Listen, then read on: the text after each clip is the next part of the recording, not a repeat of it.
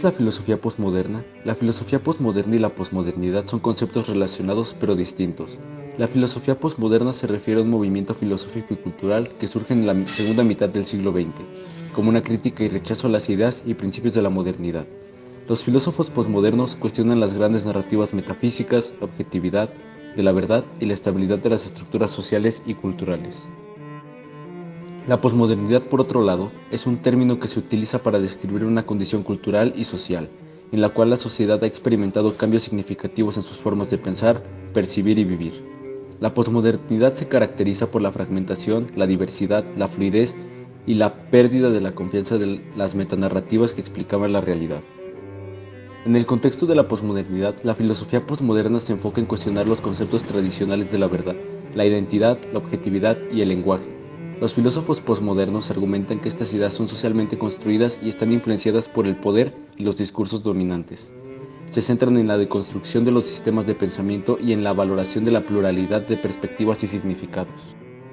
En resumen, la filosofía posmoderna es un movimiento filosófico que cuestiona los fundamentos de la modernidad, mientras que la posmodernidad se refiere a los cambios culturales y sociales caracterizados por la fragmentación, la diversidad y la pérdida de confianza en las metanarrativas.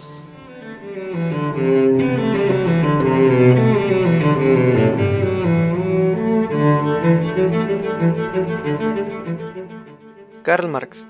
Los principales aportes de Karl Marx son los siguientes: materialismo histórico y lucha de clases. Marx sostiene que la historia se mueve a través de la lucha de clases entre la burguesía y el proletariado. El materialismo histórico busca entender la sociedad en términos de relaciones de producción y la base material. El segundo aporte es la crítica al capitalismo y la alineación. Marx critica el sistema capitalista por su explotación a los trabajadores y la alineación que experimentan al ser separados de su trabajo y de los productos de su trabajo. Y el tercer aporte es la búsqueda de una sociedad comunista sin explotación. Marx aboga por una sociedad comunista en la cual los medios de producción sean propiedad común y la explotación sea eliminada, permitiendo la liberación y la igualdad de todos los individuos. Friedrich Nietzsche. Los tres principales aportes de Friedrich Nietzsche son los siguientes: la teoría del eterno retorno. Nietzsche plantea la idea de que todo el universo se repite infinitamente en ciclos eternos, lo que implica aceptar y abrazar la vida en su totalidad. El segundo es la muerte de Dios y el nihilismo. Nietzsche proclama que Dios ha muerto, lo que implica una crisis de valores y una pérdida de fundamentos morales y metafísicos en la sociedad. El nihilismo surge como una consecuencia de esto. Y el último, la voluntad de poder. Según Nietzsche, la voluntad de poder es la fuerza impulsora detrás de todas las acciones humanas. Se refiere a la búsqueda de afirmación y dominio de la vida. Martin Heidegger. Ontología hermenéutica. Heidegger se centra en ontología, el estudio del ser y en cómo comprendemos e interpretamos el mundo. Argumenta que la comprensión del ser se ve influenciada por nuestra existencia en el mundo, el ser en el mundo. Heidegger sostiene que el ser humano existe en una relación íntima con el mundo y que la comprensión del ser se da a través de la experiencia práctica y cotidiana. La crítica a la metafísica tradicional. Heidegger critica la tradición filosófica occidental, especialmente la física, argumentando que ha olvidado el ser y se ha centrado en entidades y categorías abstractas. Jacques Derrida. Deconstrucción y crítica del estructuralismo. Derrida desarrolla la deconstrucción como un método filosófico para desestabilizar las estructuras y jerarquías de significado.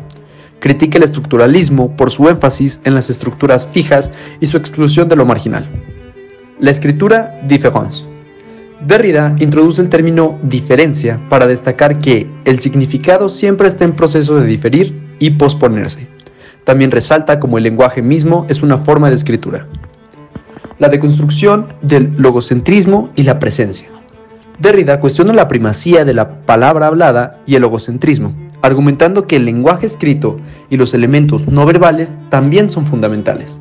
Además, critica la creencia en la presencia plena y estable de los objetos o conceptos. Roland Barthes. Semiótica y semiología. Barthes se enfoca en el estudio de los signos y los sistemas de significación. Explora cómo los signos y los discursos construyen y transmiten significado. La muerte del autor. Barthes argumenta que el autor no es el único propietario del significado de una obra, ya que el lector también juega un papel activo en la interpretación y generación de significados.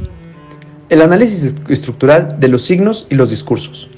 Barthes emplea el análisis estructural para descomponer los signos y los discursos en sus componentes y estudiar las relaciones entre ellos, revelando cómo se construyen el sentido en la comunicación. John Bátimo. Hermenéutica débil y pensamiento débil. Bátimo propone la idea de un pensamiento débil que rechaza las pretensiones de la validad absoluta y la objetividad. La hermenéutica débil se centra en la interpretación y la contingencia, la superación de la metafísica a través de la interpretación y la contingencia.